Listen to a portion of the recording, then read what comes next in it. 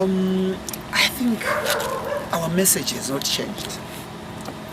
None but ourselves can free ourselves. And we need as a nation to come together and think seriously about the situation we find ourselves in and say, what is it that we need to do to be able to change the situation we have in this country?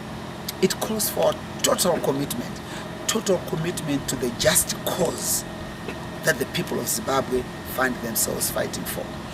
And I so much have faith in the people of Zimbabwe that they have the audacity, they have the strength, and they have the courage to make sure that we draw a line in the sand and say we need to change this country. You know, the deteriorating economic condition, human rights abuses, and the things that are happening in the country. You know, these are things we've faced all these years. And also remember, on top of that, we need to look into the issue of a tilted electoral playing field. We want to make sure that it is leveled to enable a free and fair election that at least meets the basic standards and guidelines to free and fair election called for by SADC. So all that, we need to come together as a people. We need to make sure that we put our minds together, our heads together, and fight.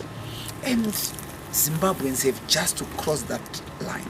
We have to make sure that we take fear out of our DNA and out of our way of doing things. We have to make sure that we use the Constitution. I'm not calling for anything out of the Constitution of Zimbabwe.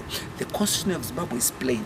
It provides for demonstrations, it provides for petitions, it provides for ways that the people of Zimbabwe can express their frustration and can force a change in the way they are governed, legally, constitutionally. And this is what we have to follow. This is what we have to follow. We can't be crying all the time.